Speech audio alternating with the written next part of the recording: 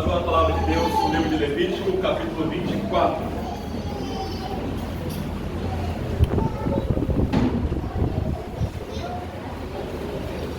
Um breve resumo, irmãos, para nós concluirmos o livro de Levítico. Levítico começa com uma crise do final de Êxodo, uma continuação de Êxodo, onde Deus constrói a sua casa, o seu tabernáculo, e ninguém pode entrar no tabernáculo, nem mesmo Moisés, que é o mediador da aliança. A porta do tabernáculo, tem uma reconstrução do Éden, está fechada para a humanidade. Essa é a grande crise que começa Levítico. Deus chama Moisés do tabernáculo, mas Moisés não pode entrar no tabernáculo. E Deus começa a resolver esse problema. Como a humanidade, o seu povo, vai habitar com ele de novo. Levítico 9 com uma série de sacrifícios de sangue de animais que apontam para o nosso Senhor Jesus. Ou seja, ninguém pode se aproximar de Deus sem sangue, porque nós somos pecadores e o pecado exige morte, ou a nossa morte ou a morte do inocente nos substituindo. No caso é o Senhor Jesus Cristo, nosso Salvador. E Levítico 10 ao 16 tem uma nova crise. Os dois filhos do sumo sacerdote Arão, eles tomam um pouco a mais de bebida, porque estão no culto, na inauguração do culto do Antigo Testamento, estão felizes. Eles acendem o incenso que Deus não havia mandado. A gente viu que Deus não aceita a adoração que Ele não ordena, por mais bonita que seja, por mais sofisticada que seja, por mais bem intencionada que seja. Deus não aceita nenhuma adoração que Ele não prescreva na sua palavra. Os dois filhos de Arão, Nadab e Abiú, entram no tabernáculo. Eles querem ir até o Santo dos Santos para celebrar ao Senhor, já que agora eles podem entrar no tabernáculo. E Deus mata os filhos de Arão dentro do tabernáculo, ou seja, a morte entra na casa de Deus, igual no jardim do Éden, quando a morte entra pela serpente, Adão e Eva comem e espiritualmente morrem no mesmo momento. Como limpar a casa de Deus é a resposta de Levítico 10 ao 16, e o capítulo 16 de Levítico é o principal capítulo dos 5 livros de Moisés, dos 5 primeiros livros da Bíblia, que é o dia da expiação. Uma vez por ano o sumo sacerdote entra no Santo dos Santos, e ele vem do Santo dos Santos para fora, aspergindo as coisas com sangue, para purificar de novo a casa de Deus. E aí Levítico 17 até o 27, até o final, nós temos enfim como agora o povo de Deus que pode entrar na casa de Deus, a casa de Deus está purificada, como permanecer na presença de Deus. A gente viu semana passada que Levítico 17 ao 22 é sobre santidade, ou seja, permanecer na presença de Deus envolve uma santidade que não é legalista, que não é seguir regrinha externa, religiosa, mas que flui de um coração transformado pelo Espírito. E agora, irmãos, a última sessão aqui de Levítico, capítulo 24, é o centro do nosso texto, que vai do capítulo 23 ao 27. Vamos ler comigo? Levítico 24, verso 1 ao 9. Depois da leitura, eu irei dizer: essa é a palavra do Senhor, e todos que creem respondam com um sonoro e uníssono amém. Nós iremos orar mais uma vez. Todos acharam? Levítico, o terceiro livro da Bíblia, capítulo 24, verso 1 ao 9, diz assim: O Senhor disse a Moisés: ordena aos israelitas que te tragam azeite de oliva puro e batido para o candelabro, para manter as lâmpadas continuamente acesas. Arão as conservará continuamente acesas diante do Senhor, desde a tarde até a manhã, fora do véu do testemunho, na tenda da revelação. É um testemunho perpétuo através das vossas gerações. Conservará as lâmpadas continuamente em ordem sobre o candelabro de ouro puro diante do Senhor. E também pegarás da melhor farinha e com ela assarás 12 pães. Cada pão terá 2 décimos de efa. E os porás diante do Senhor, e 2 fileiras, 6 em cada fileira, sobre a mesa de ouro puro. Sobre cada fileira porás incenso puro, para que esteja sobre os pães como memorial, isto é, como uma oferta queimada ao Senhor. Isso será feito diante do Senhor todo sábado, continuamente, em favor dos israelitas. É uma aliança perpétua.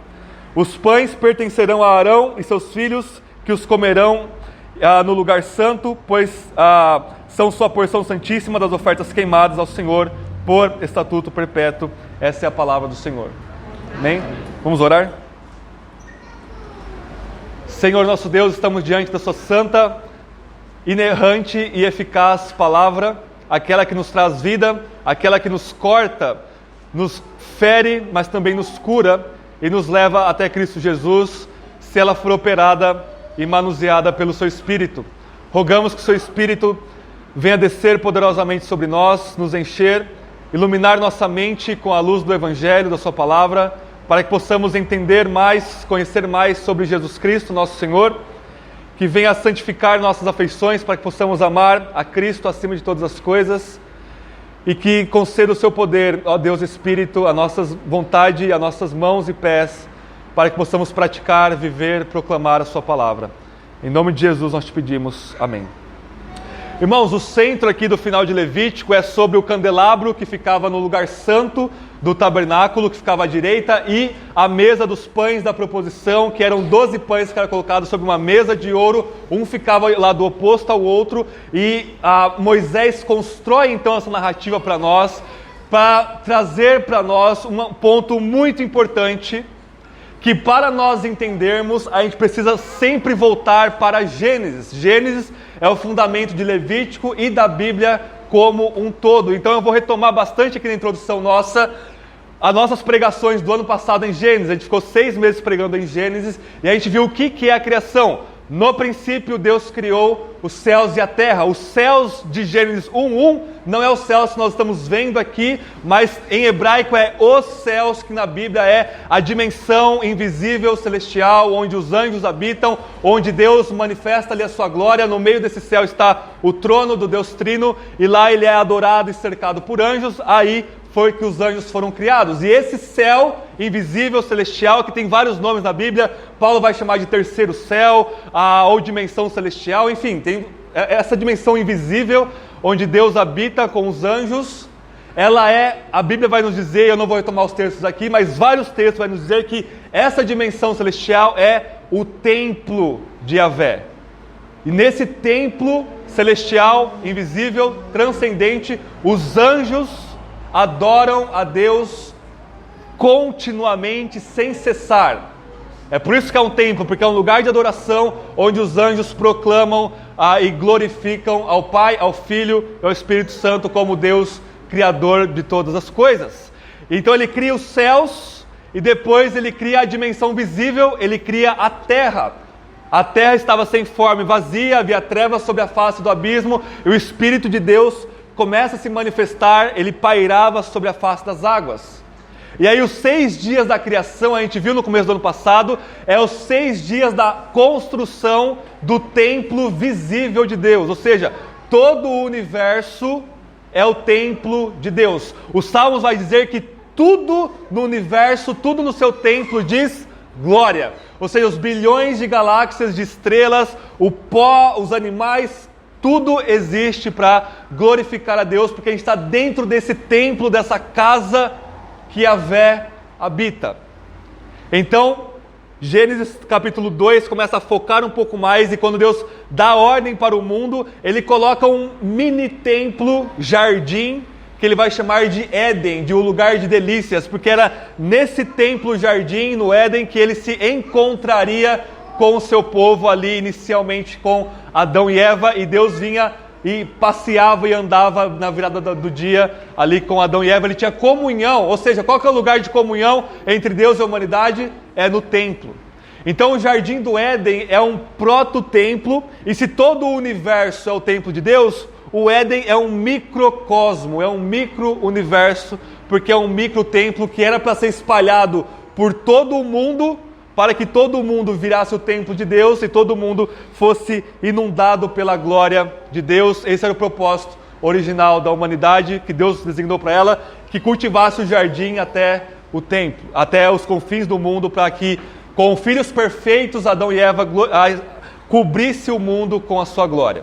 Então sempre temos 3 níveis. Se a gente considerar a dimensão celestial, na Bíblia a imagem é o seguinte: nós temos o mundo, o físico do mundo, nós temos o céu visível e nós temos os céus invisíveis. 3 camadas de realidade.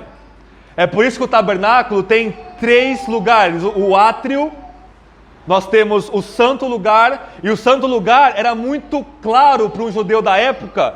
Quando você entrava no santo lugar, você tinha aquelas cortinas com as cores do céu, querubins pintados nela. Por quê? Porque ali estava simbolizado os céus visíveis, e atrás do véu, que era o santo dos santos, era como simbolicamente o sumo sacerdote, no dia da expiação, uma vez por ano, entrasse na dimensão celestial, invisível, simbolicamente ali no santo dos santos. O Éden também, se a gente desconsiderar a dimensão invisível, a criação do mundo também tem 3 dimensões. Nós temos o mundo selvagem, que era para ser trabalhado por Adão e Eva, que corresponde ao átrio do tabernáculo.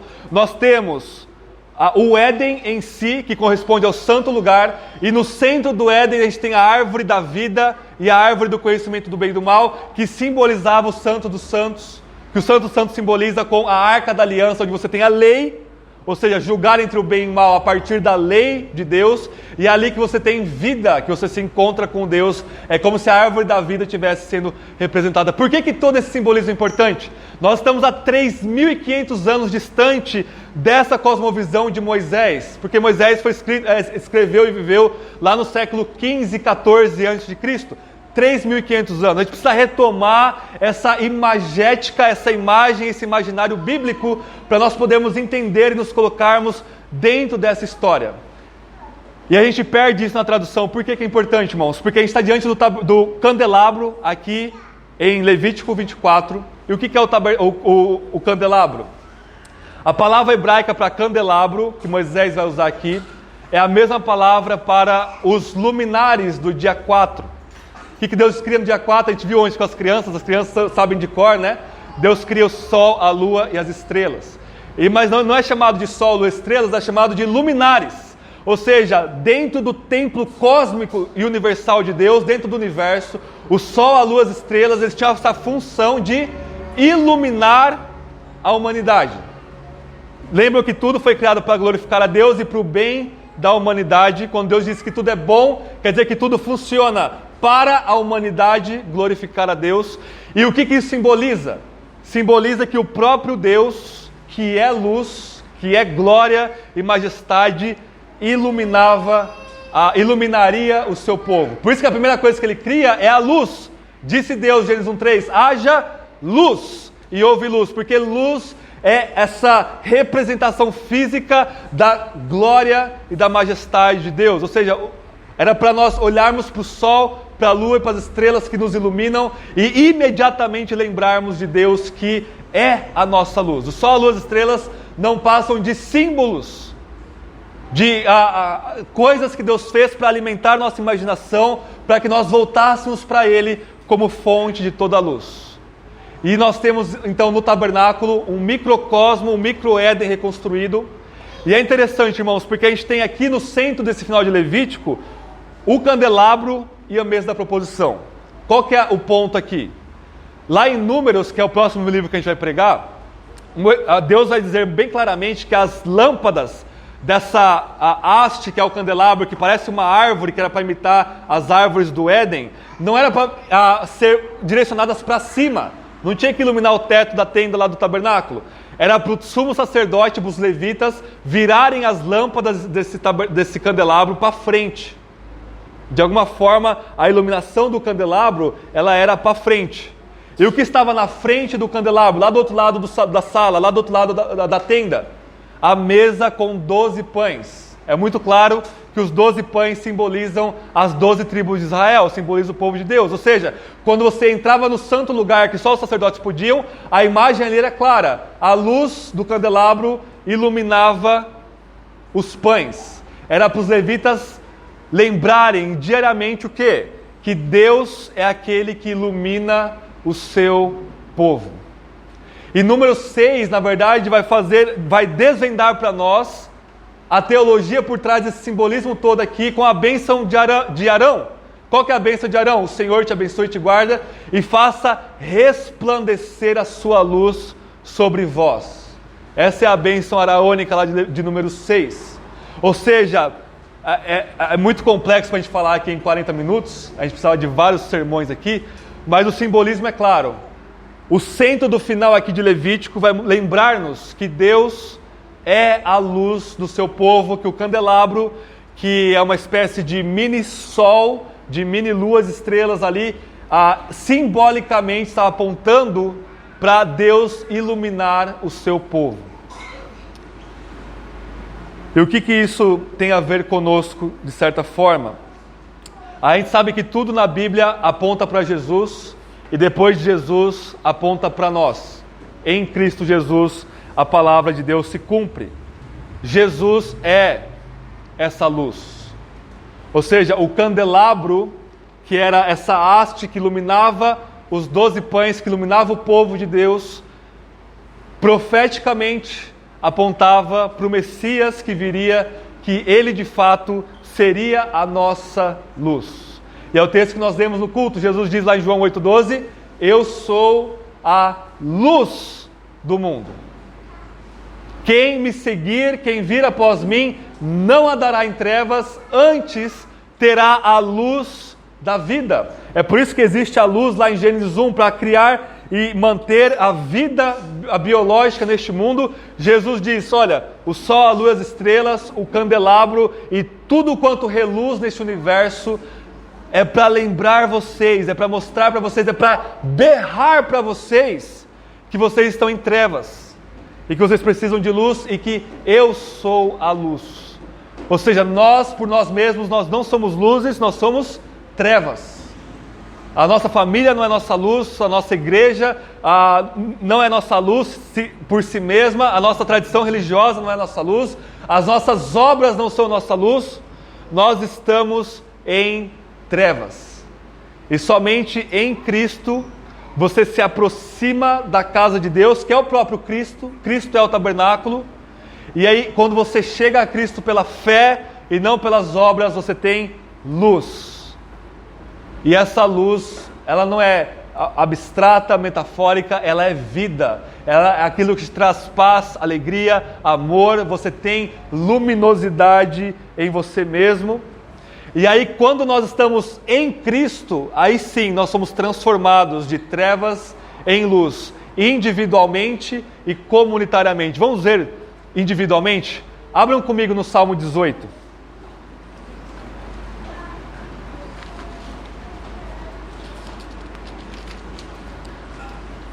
Salmo 18.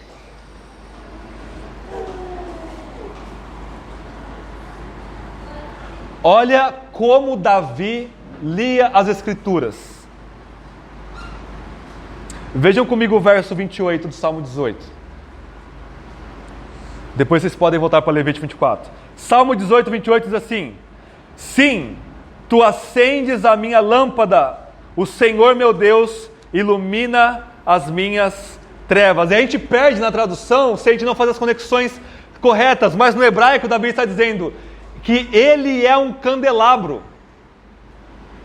Só que Davi, ele sabe que ele é um candelabro apagado. Ou seja, quando Davi ele está lendo Levítico, ele está olhando para o tabernáculo que ficava do lado ali do seu palácio, lá em Jerusalém. Quando ele olhava para aquilo, ele tinha um vislumbre pelo Espírito de que aquele tabernáculo apontava para algo além. Ou seja, o próprio Davi talvez queria ser esse tabernáculo, porque ele vai dizer: eu sou um candelabro, só que eu sou um candelabro apagado. E Davi diz: o Senhor acende a minha luz. Ou seja, quando Davi via os levitas entrarem no santo lugar e acendendo os candelabros, ele imediatamente sabia que aquilo apontava para algo além. Ele sabia que aquilo apontava para o próprio Deus acendendo a luz individualmente dos israelitas. Ou seja, cada um de nós, irmãos e irmãs, somos este candelabro. A questão é se nós estamos apagados, mortos, inúteis, fora do santo lugar, ou se Deus vem como nosso sumo sacerdote e acende a nossa luz. E de repente o Levítico ganha vida e muito prática para nós. De repente o Levítico fica muito contemporâneo. Davi vai dizer que nós, cada um de nós, ele mesmo, nós somos candelabros. Mas na Bíblia não existe dicotomia e separação entre o indivíduo e a comunidade. A comunidade do povo de Deus é o candelabro. A igreja como um todo como um corpo de Cristo é o candelabro. Apocalipse capítulo 1, João, ele vê a glória de Cristo no capítulo 1 de Apocalipse, que a gente vai pregar daqui a alguns meses. E ele diz, olha, Jesus diz, eu sou aquele que anda no meio dos candelabros, dos 7 candelabros. E aí João não sabe o que isso significa. O último versículo de Apocalipse 1, lá no versículo 20, Jesus vai dizer o seguinte, ele vai explicar. Ele vai dizer, olha João, os 7 candelabros que eu ando no meio deles são as 7 igrejas a qual João vai escrever 7 cartas no capítulo 2 e 3. Ou seja, o próprio Jesus está dizendo que nós, como igreja, somos o candelabro. E isso é muito importante porque assim como os sacerdotes andavam no santo lugar, ministrando nos tabernáculos, nos candelabros, assim Jesus, como nós somos sacerdote, como homem, como Deus, onipresente, Ele está no nosso meio. Sempre quando uma igreja fiel ao Evangelho se ajunta, o Cristo ressuscitado se presentifica e Ele anda no nosso meio, acendendo as nossas luzes. Isso é glorioso. Essa imagem de Levítico 24, Jesus disse que ela é tão gloriosa que Ele usa para se referir à igreja. Nós somos o candelabro de Deus. É por isso que Jesus vai falar, vocês são a luz do mundo. E a luz do mundo você não coloca embaixo, você coloca para iluminar toda a sala, toda a casa. Nós precisamos brilhar nossa luz, a luz do Evangelho, a luz de Cristo neste mundo de trevas. E de forma bem prática, como permanecer e manter a luz do candelabro acesa? 2 formas. E aí a gente vai gastar mais tempo aqui em Levítico 24, no sermão, porque é o mais importante, porque está no centro de tudo aqui. Mas abram comigo no Salmo 119. Deixem marcadinho em Levítico 24, Salmo 119. O grande salmo dedicado à palavra de Deus.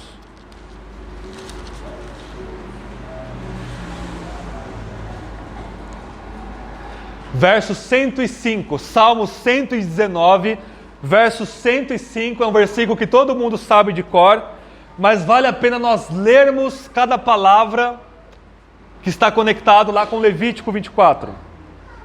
Salmo 119, 105 diz assim, a tua palavra é candelabro em hebraico, é lâmpada para os meus pés e luz para os meus caminhos.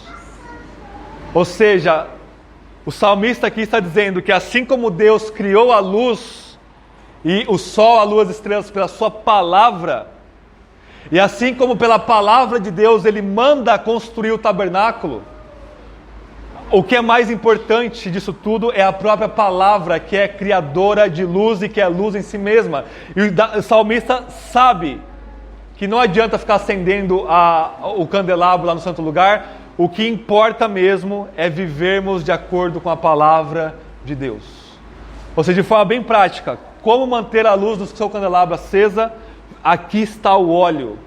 O Espírito usa o óleo da unção, simbolicamente falando, quando você lê, medita, obedece, proclama, ensina a palavra de Deus. Se você não está lendo a Bíblia diariamente, com fé, com devoção, com amor, com os olhos abertos, adivinha? É porque os seus olhos estão em trevas, você está em escuridão, o seu candelabro está apagado e jogado no lixo, a sua vida está jogada no lixo. Mas se o Espírito acendeu a luz em você, você sabe que a única fonte é vir a palavra de Deus. A sua palavra, ó Deus, é um candelabro para os meus pés e luz para os meus caminhos. Ou seja, cada passo que eu dou é baseado e fundamentado na palavra do nosso Senhor. E em segundo e último lugar desse primeiro ponto, abram comigo em 1 João. Lá no final do Novo Testamento, 1 João, capítulo 1.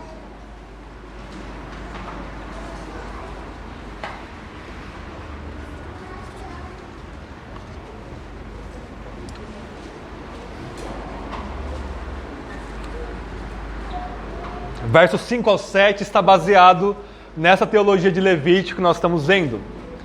lá um pouquinho antes de Apocalipse, primeira carta de João, depois das cartas de Pedro, capítulo 1.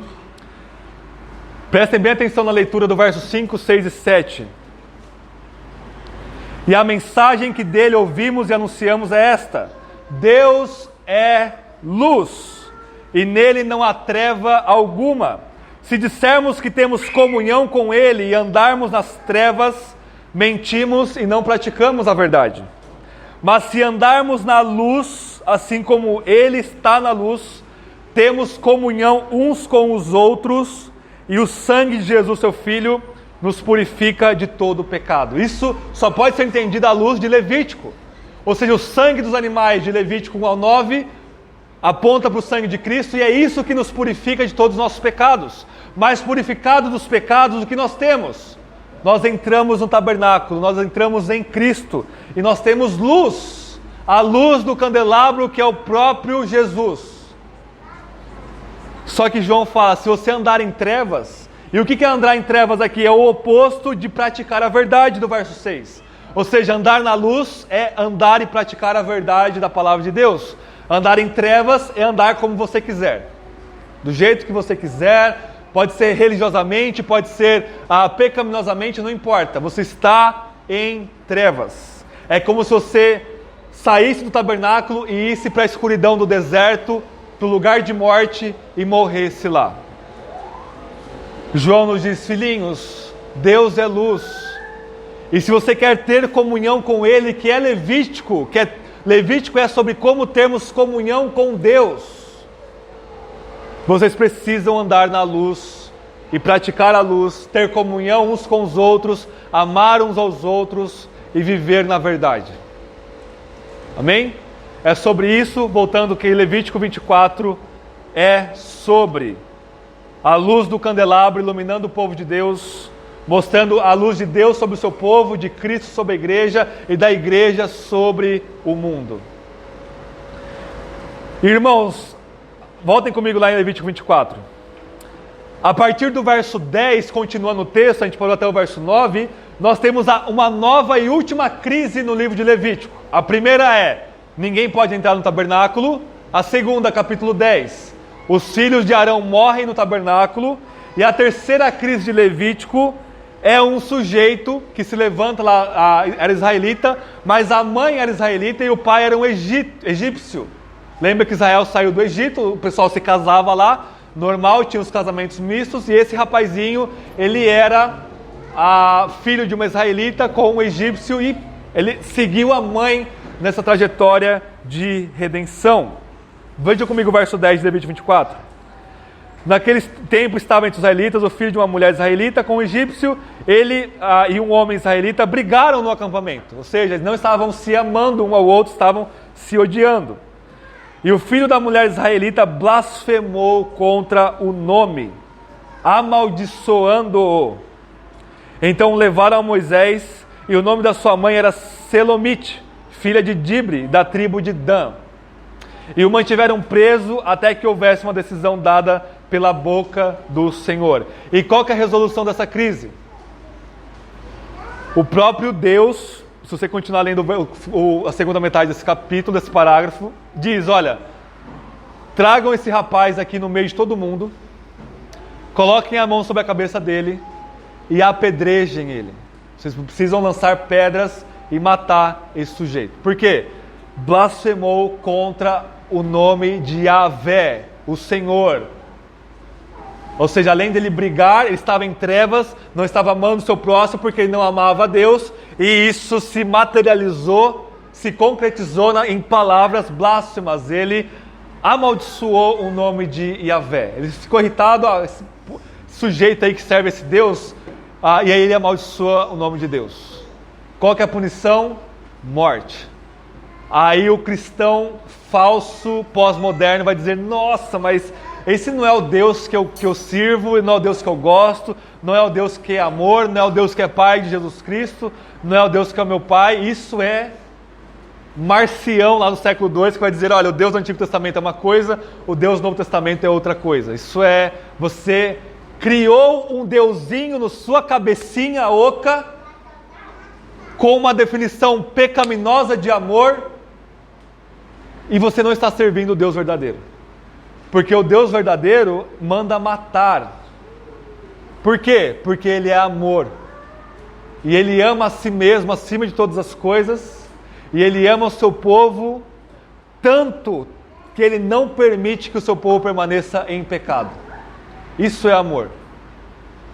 E o simbolismo aqui é muito forte, porque se vocês lembrarem de Levítico 1:9, o sacerdote ele colocava a mão sobre o animalzinho, sobre o cordeiro, pressionava até o chão para mostrar que os pecados do povo estavam sendo imputados àquele animalzinho, e ele cortava a garganta daquela ovelhinha, daquele cordeiro, daquele bode, e o sangue se esvaía completamente, a vida se esvaía daquele animalzinho, para que o adorador, o povo de Deus, não morresse.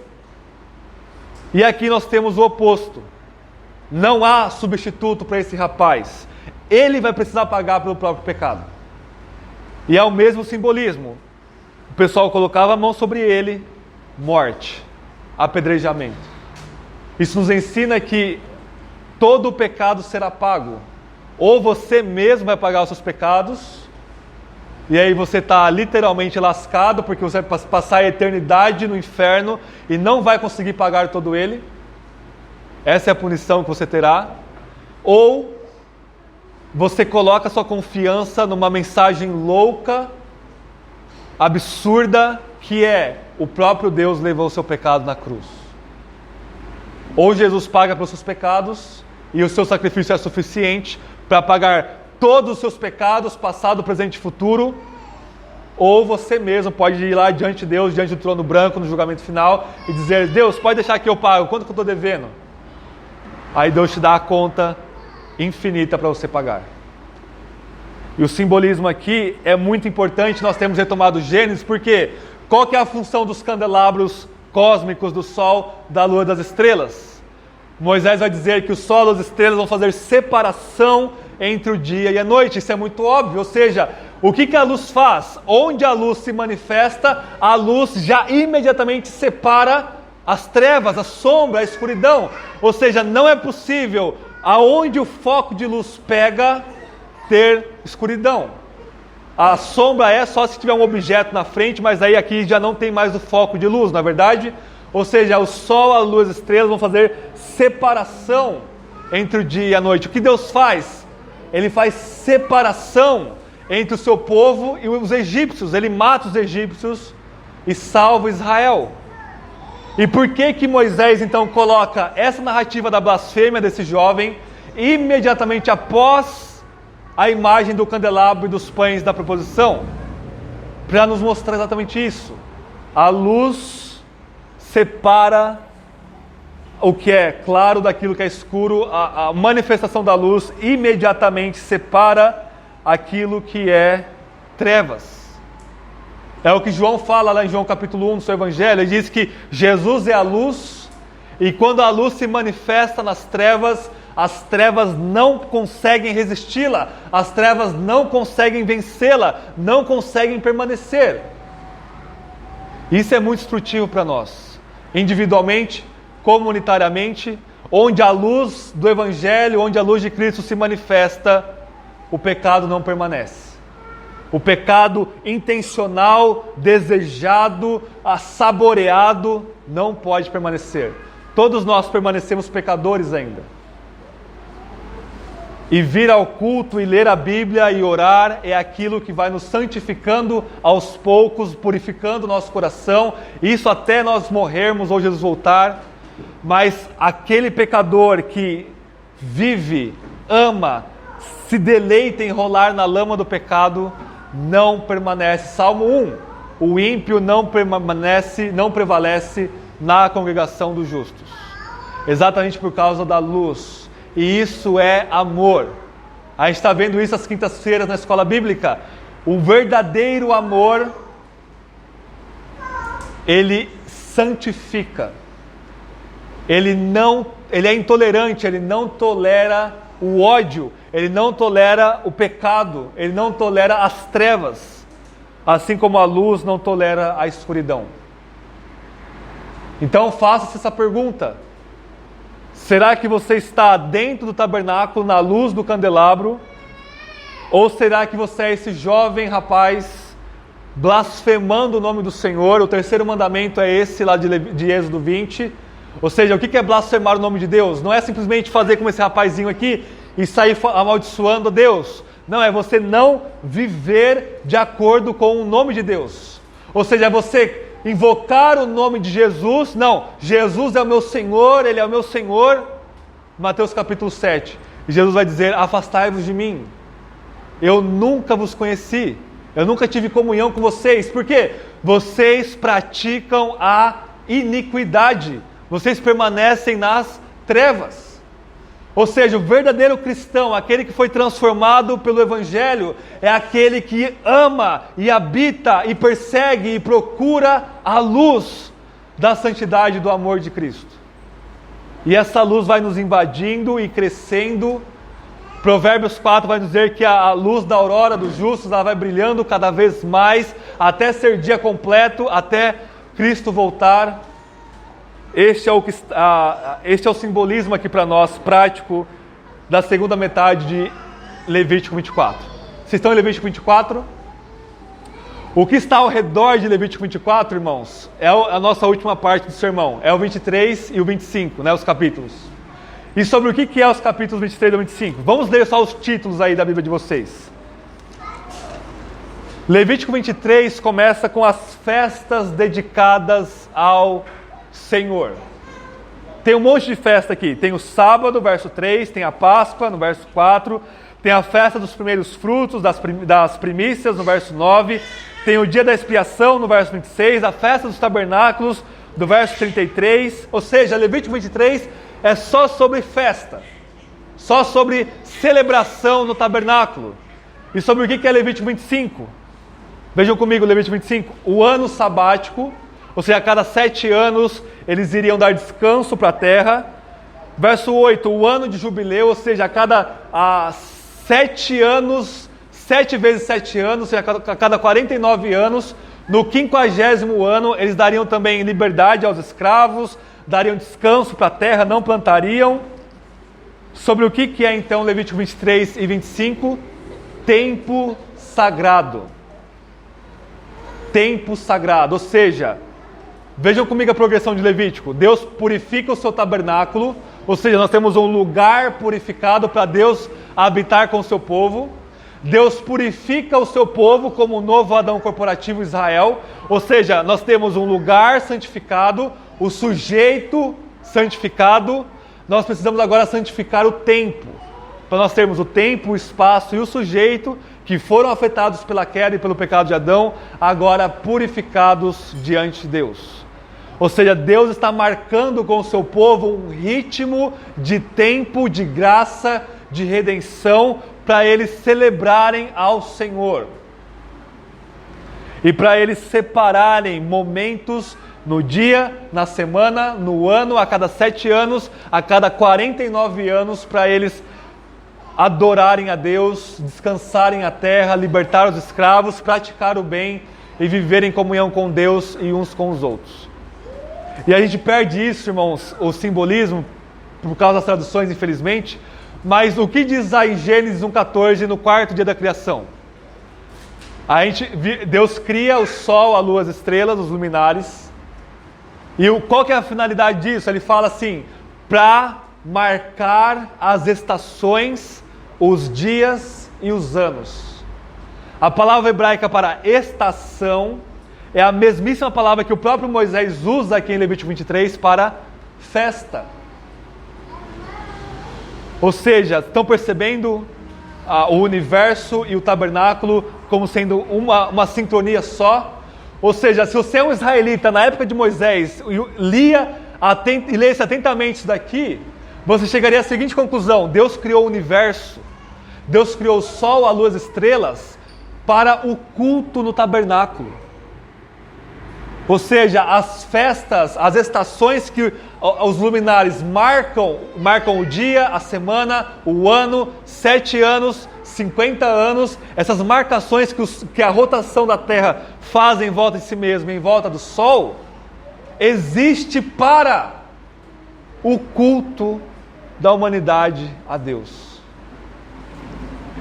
E talvez você se pergunte, o que 1h30 num domingo pela manhã, junto com outras pessoas, não tem nada a ver com a minha vida, não tem nada a ver com o resto da minha semana, não tem nada a ver com a história do mundo, não tem nada a ver com o universo. Levítico vai te ensinar que tem tudo a ver. Ou seja, o que nós fazemos aqui, irmãos, no domingo pela manhã, que Deus marcou semanalmente para a igreja se reunir no dia que o Senhor ressuscitou, o primeiro dia da semana, no domingo. O universo todo está conspirando para esse momento. E a nova criação, ela começa 2000 anos atrás, quando o Messias crucificado levanta da tumba, ressuscita dentre os mortos, acende a destra de Deus e derrama o seu Espírito sobre a igreja. E nós estamos entre a nova criação inaugurada, mas ainda não finalizada. Ela vai se finalizar quando Jesus rasgar os céus e voltar e julgar todas as coisas, expulsar o mal do tabernáculo de Deus, que é o universo, mandar o diabo e os ímpios para o inferno e estabelecer e restaurar este mundo com o seu povo. Nós estamos entre esse meio tempo. E entre esse meio tempo, prestem atenção, o nosso culto é o clímax da nova criação inaugurada. Isso que nós fazemos aqui, você individualmente como nova criação redimida em Cristo, nós como comunidade, como uma comunidade de nova criação redimida em Cristo, quando nós louvamos a Deus, invocamos o nome de Deus, lemos a palavra de Deus, ouvimos, celebramos, ceiamos e batizamos. Esse é o ápice da nova criação inaugurada. Não existe nada mais belo, maior, mais glorioso. Deus não está em outro lugar senão no culto na igreja, revelado salvificamente falando. E isso é uma antecipação da nova criação consumada, daquilo que nós vamos fazer quando Jesus voltar e o tabernáculo de Deus finalmente cobrir todas as coisas. Então, o que essas festas e esses tempos nos mostram? Que você e eu precisamos redimir o nosso tempo. É isso que Paulo vai dizer.